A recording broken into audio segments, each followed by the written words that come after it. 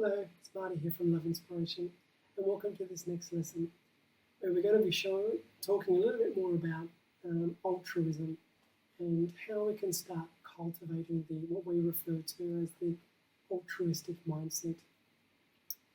We've talked about this a number of times in the lessons, in the love light, and in many of the practices, that the altruistic mindset, the idea that we want all beings to be happy, all beings to be free from suffering. We're practicing for the benefit of all beings throughout all realms and all consciousness. This type of expansive intention and altruistic thinking can really bring a lot of benefit to our practice. Ultimately, your own practice will tell you, will show you, and will guide you towards this more altruistic thinking. It's been my own personal experience that we move through layers, we move through different levels of understanding about altruism. And at the start, it's almost a little bit forced, or we try and shine for all, we try and expand, but as we progress and as the energies are digested into our consciousness, this altruistic thinking can really become a really, really cornerstone of our practice. And as I've said, when you're in your practice, when you do try and cultivate some of these thoughts, and you can feel the expansion or the intensifying of the energies, it then further helps to reinforce this importance of altruism into your mind stream.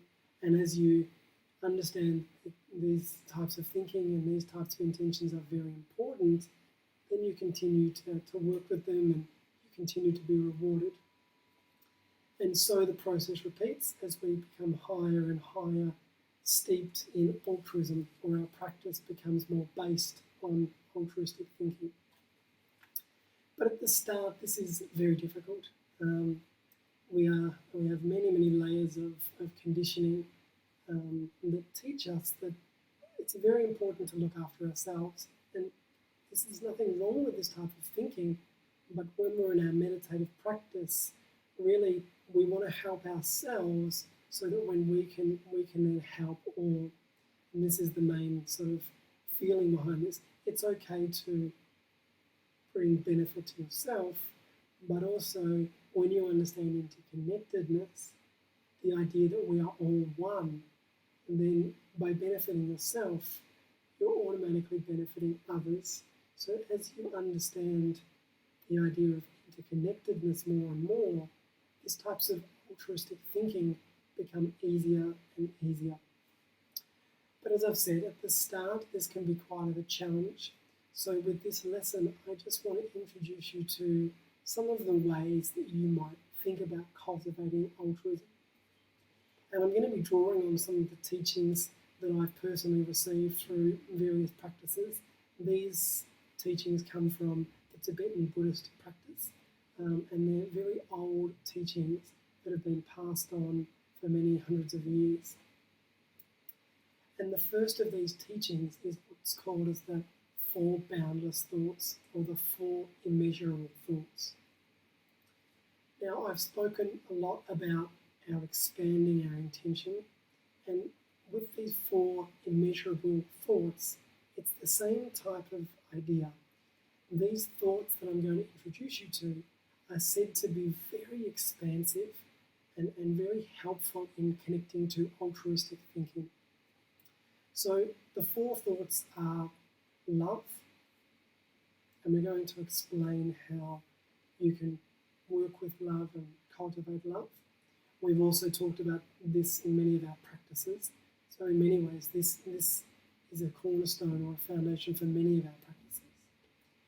The second boundless thought is compassion, and we're going to talk a little bit about this. The third boundless thought, or immeasurable thought, is what's referred to as just joy, or sympathetic joy. And the fourth boundless thought is equanimity. So I'm going to now explain some of this. Let's start with love, because this is something we're familiar with. We introduced the loving kindness meditation in the first part of the series. Working with love is said in the Tibetan Buddhist tradition to be the idea of wishing others to be happy. So the practice that's taught for this, the meditation practice to start us off with, is to imagine someone who is very close to you and just to wish that they are happy, to make the wish that they be happy in their lives. So as monks, they would sit and they would imagine perhaps that someone was in front of them, someone like their mum or someone close to them, and they would just make the wish that they be happy. As they progress on their practice, this person, they might change the person, they might work with different types of people, and then they might start to work with groups, and then they might start to work, as they become very progressed, with all beings, wishing that all beings be happy. So, but to start with, to connect to the feelings of love, we work with someone who's close to us. And this is what we've done in the loving kindness meditation. And this is why the loving kindness meditation is a very good way for us to develop the starting stages of altruism by wishing others to be happy. And this is the first of the 4 immeasurable thoughts, which is love. The second thought we're going to talk about here is compassion. And we haven't spoken so much about compassion throughout these teachings or through these lessons, but what you will find is the energy-based healing practices will help to bring more compassionate states into your energy, into your consciousness, so that very naturally you evolve towards these more compassionate states, towards these more peaceful states. I know the Dalai Lama often says that the key to any happiness in life is rooted in this compassion, the energies of compassion. And compassion is an extremely important vibration. So how do we define compassion? Again, in the Tibetan Buddhist tradition, they define compassion as the wish that someone or all beings be free from suffering. So love was wishing others happiness. Compassion is wishing that they be free from suffering. So you can see that love and compassion are very similar. They're 2 sides of the same coin.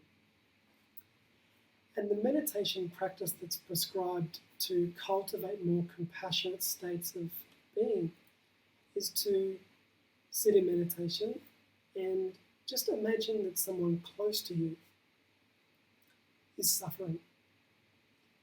And you just make the wish that they be free from suffering. And this is a very simple meditation because they're very close to you. It's naturally quite easy to feel this compassion.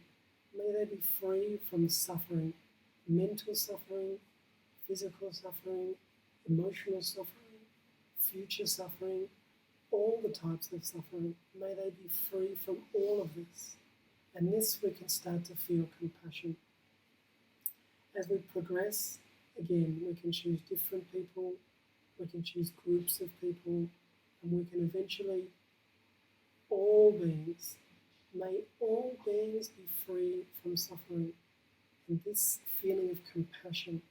But again, we start with someone close to us so we can feel the feelings of compassion, and then we expand our practice as we feel ready to. So this is the second immeasurable thought, or boundless thought, compassion. The third boundless thought, or immeasurable thought, is joy. And this is similar to love in a way. Joy is, I'll explain the practice so you can understand from the practice. We would sit in meditation and we would imagine someone close to us, and they've got everything they want. They're very happy, and they have everything they desire. And what we do here is we make the wish that they be even more happy, that they be absolutely joyful. And this is helping to cultivate sympathetic joy, or joy. In the Tibetan Dharma, it's said to think of a mother camel who has just found her long-lost baby. And they say that of all the animals, camels are the most affectionate mothers. So you can just imagine and feel this joy. And this is how we describe joy. And the last immeasurable thought is equanimity. And there are many ways to approach this equanimity. From my personal perspective, I like approaching equanimity from an understanding of oneness, that we are all interconnected and that we are not different from one another. This, for me, is a very simple way of thinking about equanimity. In some spiritual teachings that I've read, it is said that within all things, even if they are very minuscule, lies infinity. So for me, I enjoy this teaching and I apply this for my equanimity practice. There are other ways of approaching this practice. There are many other ways. There are other ways taught in Tibetan Buddhism, and there are other ways taught in other practices for equanimity. But for me, I like to approach equanimity with the understanding or the wisdom of oneness. So I will sharing this practice with you here. And this is the 4 immeasurable thoughts: love, compassion, joy, equanimity. One last thing on this: it's sometimes good to feel equanimity first, so that your love and your compassion and your joy can be equally spread among all beings. There is definitely a danger here to have friends, people you don't know, and you bring more weight to your friends. But actually, when you understand equanimity, you're all equal. So when you're loving, it's for all beings. And there is no bias there between different people, different animals, etc. So equanimity is a very important practice and helps to be the foundation for the other types of immeasurable thoughts. Okay, so that's the 4 immeasurable thoughts, and that helps us to bring more expansive intentions. But this takes time, so please have some patience with this practice. The other technique for cultivating altruism that I want to cover here is known as exchanging and equalizing. Actually, we're going to cover 3 topics here. The first one is equalizing, and this is the same philosophy to equanimity, but it's slightly different. We're going to approach this in a slightly different way. So the practice for equalizing would be to reflect on or contemplate that all beings just want to be happy. Actually, this is not different for animals, for insects, for humans, for birds. Everyone just wants to be happy. All beings just want to be happy. So in this way, we can really equalize ourselves with others. We all want to be happy, and we all want to be free from suffering. No one wants to suffer. If you have a family pet and it's raining outside, what does he do? He comes to the door, he wants to come in where it's warm. All beings want to be happy and free from suffering. So if we can think in this way, in meditation and in deep contemplation, we understand that actually we are not so different to everyone else. If we're looking it down from a bird's eye point of view, from a God's point of view, I am one piece of light. I am one person. There are 8 billion plus in this world. Many, many animals, insects. We are all light. So when you look at it from this perspective, we all want to be happy and free from suffering. This helps us to cultivate an equalizing mindset. And this is the first step in this process, equalizing. Once we equalize, we can then take this a step further and we can say, actually, when you think about it, from a very logical point of view, if I am one person of 8 billion. Actually, there's more people out there than me. There's 7.999 billion out there, but there's just one of me. So in some ways, we can extend the equalizing to the next stage, which is thinking that others are more important. Now, this will raise a lot of issues within you. If you're saying others are more important than me, automatically your ego is screaming. And this teaching isn't to say that you shouldn't value yourself and you shouldn't bring love into yourself. Please don't use this as a destructive practice. The idea behind this practice is just to allow yourself the idea or the concept that others are also very important. And as you think of it on a sheer numbers basis, you can almost trick your ego into thinking, okay, logically speaking, there are more people out there.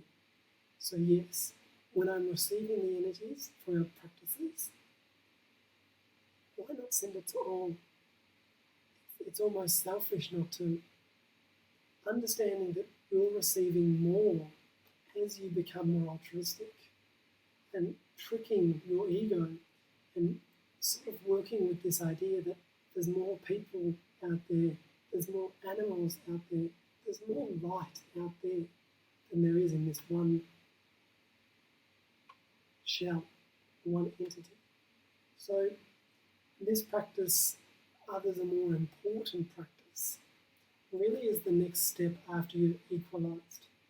It can really help you to logically shine for all and logically accept that, okay, it's not bad that I want to shine for all.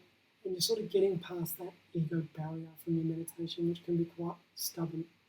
So this practice can be, if you want to do a separate meditation practice for this, you can sit in meditation and you can just imagine that on one side is you, and on another side is a group of people. And you connect to this visualization. You might imagine light instead, so you have a lot of light here and just a little bit of light here. Now we imagine that we're buying stuff for ourselves. Everything's coming into ourselves. And we can just rationalize that actually we need to share with others. There's more people here, there's one person here. So very naturally you can come to a logical realization that it is nice to share. It is nice to give. And it's nice to be open to doing this. As I said, especially when this is armed with the understanding that we receive more as we shine out from all, then that also helps our ego to accept this idea of altruism. So we've equalized, and then we've actually got to the point where others are more important than us in our meditation. And this is enough. This is okay. These are two very important assets for your practice. The last step in this, which I often find to be one of the hardest steps, is the idea of exchanging. And what I mean by this is that we're exchanging our happiness for someone else's suffering. And this is a very advanced practice. In the Tibetan Buddhist tradition, it's known as Tonglen. And this is exceptionally good at bringing compassion into our being and totally obliterating the ego, which is the idea of the practice. The idea is, as you exchange your happiness for someone else's suffering, you're really trying to rid yourself of these self-cherishing thoughts, the excessive self-cherishing. And by doing so, you're allowing yourself to a more deeper state of altruism, so that then you can then benefit overall, and also that all beings can benefit from your practice. So a very simple practice for Tonglen, which is exchanging, and the final part in the system is to close your eyes in meditation And imagine that someone close to you is in a mirror or sitting in front of you. And what we're going to do is we're just going to work with our breathing. We're going to breathe in, and we're going to breathe in all of their suffering. May their suffering arise in me so they can be free from suffering. And when we breathe out, we give all of our happiness. We give all of our karmic merit. We give all of our light to this person. May they be happy. Breathing in. Breathing in all of their suffering. You can imagine all their darkness coming in. And breathing out. All of our happiness is going to them. Tongling means giving and taking. Taking suffering, giving happiness. Taking suffering, giving happiness. Taking suffering, giving happiness. This will also raise a lot of different things within you. As soon as you take on suffering, you will automatically not want to do it, clearly. This is another very strong barrier with the ego. But this practice, which is an advanced practice, can bring you to very, very, very high states of compassion and really can work to reduce the ego dramatically. So these techniques, the four immeasurable thoughts and the exchanging and equalizing methods, are very good ways to also cultivate altruism. And we wanted to include this teaching or this lesson in this meditation course so that it helps you with the other practices that we've introduced you to here to give you some more theoretical understanding of the benefits of altruism and also some of the techniques that you can use to cultivate altruism.